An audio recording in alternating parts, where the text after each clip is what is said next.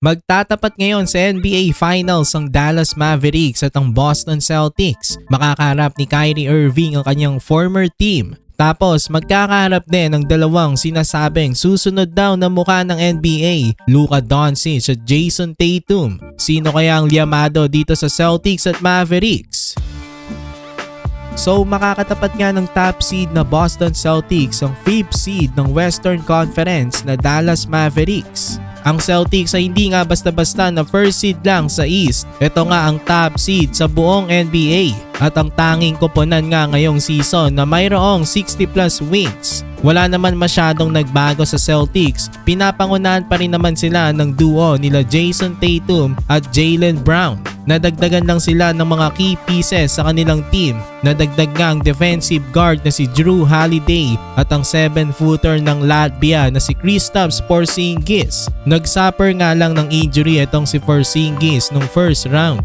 This finals hindi pa alam kung makakapaglaro ba itong 7-foot big man ng Celtics. Sayang dahil makakatapat niya pa naman ang kanyang former team na Dallas Mavericks na pinapamunuan naman ng duo nila Luka Doncic at Kyrie Irving. Speaking of Kyrie Irving, makakatapat niya ulit ang kanyang former team na Celtics, this time sa NBA Finals. Last time nga na makatapat ni Kyrie Irving ang Celtics sa playoffs ay nung nasa Brooklyn Nets pa siya with KD. Ngayon nga nasa Dallas Mavericks na si Kyrie Irving at balik finals na naman nga siya. Last time nga na mag-finals itong si Uncle Drew ay nung 2017 pa nung nasa Cleveland Cavaliers pa siya with LeBron James. Matatandaan nga natin na nag-champion na rin itong si Kyrie Irving. Tinulungan niya si LeBron James at ang Cavs makabalik mula 1-3 deficit kontra sa 73-9 na Golden State Warriors noong 2016. Habang ang kanyang partner na si Luka Doncic ngayon pa nga lang nakatungtong ng NBA Finals. This season nga kumpara sa Celtics, wala nga masyadong nag-aakala na makakapasok itong Mavericks sa Finals. Marami ang nagsasabi na sila ang dark horse. Dahil ang ina-expect nga ng karamihan na maghahari sa Western Conference ay ang Denver Nuggets. Ang Celtics kasi expected na ng karamihan na makakapasok sa finals ito dahil sila lang naman ang mako-consider na legit title contender sa Eastern Conference. Ang Milwaukee Bucks kung naging healthy at ang Miami Heat considered rin sana silang title contenders. Pero tinamaan nga sila ng mga injuries kaya ang Celtics nasasabihan nga ngayon na nagkaroon daw ng easy path patungong finals. Well, wala namang madali sa NBA dahil lahat naman ng mga teams dyan ay malalakas pa rin. Pero kung titignan nga ang dinaanan nitong Mavericks at Boston patungong finals, ang Mavericks nga ang mas may mahirap na path. Dahil sa first round, nakalaban nitong LA Clippers na kahit pa wala-wala si Kawhi Leonard, meron pa rin 3 superstars. Tapos sa second round, nakaharap nila ang first seed ng Western Conference na OKC. At sa West Finals naman, pinataob nila ang nagpataob sa defending champs. I-gentleman sweep lamang nila itong Minnesota Timberwolves. Sabihin na nga nating mas naging madali ang path ng Celtics, pero itong team naman na ito ay may experience na, especially sa finals. Nagkampiyon na si Jrue Holiday noong 2021 sa Milwaukee Bucks. Malaki nga ang kanyang naging role sa championship run ng Milwaukee. Sila Jason Tatum, Jaylen Brown at Al Horford, pangalawang trip na nga nila sa finals ito. So mas lamang ng konti ang Celtics pagdating sa experience. Dahil sa Mavs si Kyrie Irving pa nga lang ang nagkampiyon sa kanila. So sino nga bang liyamado dito sa Celtics at Mavs? Ang Celtics nga ang may home court advantage dito mga kabakets. Pero kahit na medyo mahalaga ay ang advantage na yan, hindi pa rin siguro masyadong maaapektuhan ng Dallas dyan. Dahil napatunayan nga ng Mavs these playoffs na kayang-kaya nilang manalo sa road. Mayroon nga silang 6 na panalo ngayong playoffs mula sa road. So napakadelikado pa rin nga nitong Mavs kahit na wala sila sa kanilang bahay. This season naman sa 2 meetings ng Dallas Mavericks at Boston Celtics, 2 beses nanalong Celtics dito sa Mavericks. Yung isa tinambakan pa nga ng Celtics itong Mavs. Pero alam naman natin na ibang-iba ang labanan sa playoffs at sa regular season games. Dahil sa best of 7 series, mas madali nilang magagamay ang isa't isa. Battle of adjustments ito. Mananaig dito ang may mas magandang game plan.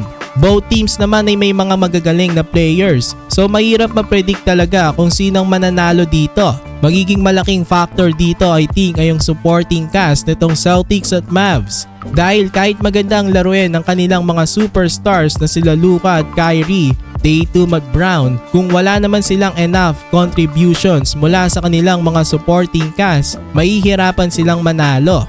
Pero I think ang pinaka may pressure nga dito sa mga superstars ay itong si Jason Tatum. Binabantayan nga ang kanyang magiging performance this finals dahil noong 2022 sa first appearance niya sa finals, pinaniniwalaan na nag-underperform siya laban sa Golden State. Kahit na ba nag-average siya ng 21.5 points, 7 assists at 7 rebounds, meron lamang siyang 36% from the field. So ngayong final, susubukan ni Tatum makabawi. Magiging crucial nga sa Celtics ang kanyang magiging performance this finals. Para sa akin, ang X-factor ng Celtics ay ang kanilang guard na si Jrue Holiday. Hindi nga masyado na-appreciate ang kanyang mga ginagawa dahil hindi nga nakikita ito sa box score. Pero sobrang lakas naman ang impact sa team. Sobrang importante nga sa Celtics ng depensa ni Jrue Holiday. Most likely nga na siya ang pangdidepensa ng Celtics kay Kyrie Irving at sobrang crucial nga ng kanyang magiging depensa kay Kyrie dahil kung malimitahan niya ito, malaki ang tsansa ng Celtics na manalo. Aside kay Holiday, marami pang magagaling na defenders ang Celtics. Si Jason Tatum at Jaylen Brown, two-way players ang mga ito. Ang nakikitaan ko lang siguro na magiging problema ng Celtics kung hindi makakapaglaro sa final si Kristaps Porzingis ay baka mahirapan ng kanilang mga bigs makipagsabayan kay Daniel Gafford sa fainted area. Malaking kawalan nga sa kanila itong si Kristaps Porzingis pero nandiyan pa naman ang veteran big man nila na si Al Horford. Medyo matanda na pero malaki pa rin ang kanyang nagagawang impact sa team. Makakatulong nga sa Celtics ang kanyang experience. Kayanin kaya niya ang big man ng Mavs na si Gafford. Marami nga rin nakatuto kay Kyrie Irving dahil makakalaban nga niya ang kanyang former team. Matatandaan nga natin na maraming Celtics fans ang nagalit dito kay Kyrie. Nung nasa Brooklyn nga siya, pinagbubo siya ng mga Celtics fans. At na-sweep nga sila ng Celtics noong 2022 first round. So revenge ito para kay Kyrie Irving. Tapos first finals nga rin ito ni Luka Doncic. So very exciting nga ang magiging showdown nitong Boston Celtics at Dallas Mavericks. Gunning for banner 80 ng Celtics habang ang Mavericks gunning for their second title. Sa June 7 na nga magsisimula ang NBA Finals mga kabakets. May isang week pang pahinga itong Dallas Mavericks at Boston Celtics. So sino nga bang liyamado dito?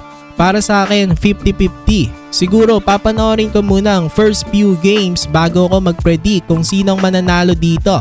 Pero kayo mga kabakets, sinong inyong susuportahan? Ang Celtics ba o ang Mavericks? I-comment nyo na yan dyan sa ibaba.